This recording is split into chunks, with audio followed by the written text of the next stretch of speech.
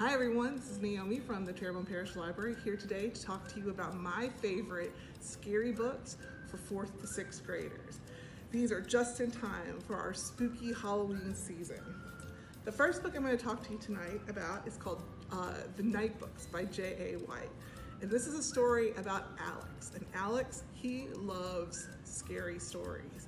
He loves scary movies. He loves monsters and everything spooky.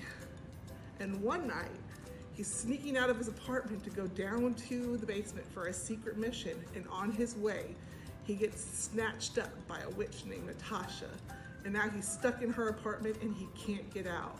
His only way to survive is to tell her a new scary story every night. But what happens when he starts running out of scary stories to tell?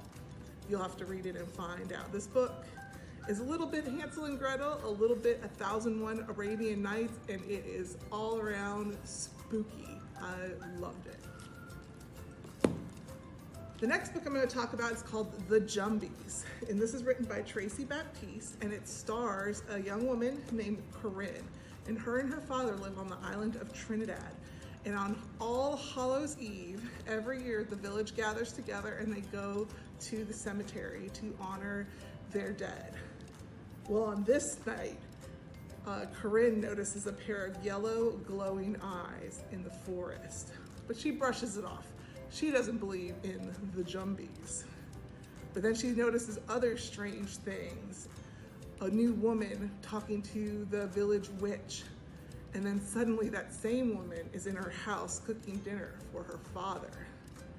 Is she gonna be able to save the village from an invasion of the Thejumbies? You'll have to read to find out.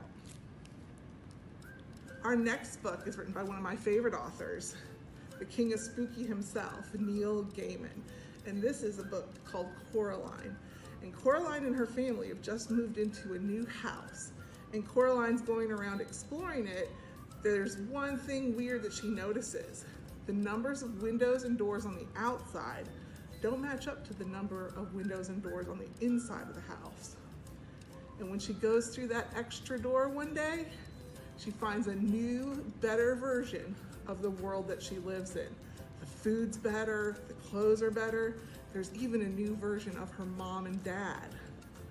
But what happens when that mom and dad don't want to let her go back to her normal world? Also, Coraline, has found other boys and girls trapped in this new world.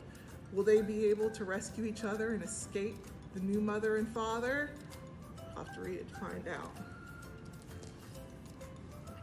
And our last book today is a spooky book that I think every tween should read. It was one of my favorites when I was that age. And that is Alvin Schwartz's Scary Stories to Tell in the Dark.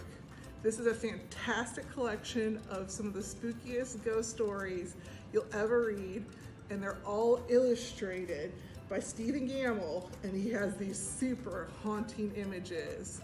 I bet if you read this as a teen or a tween, you probably still remember all the pictures in this book. A must read. Now, if you want some more spooky and scary books, just stop by your library, give us a call, or go online to mytpl.org to find more stories. I hope you have a great day. Bye.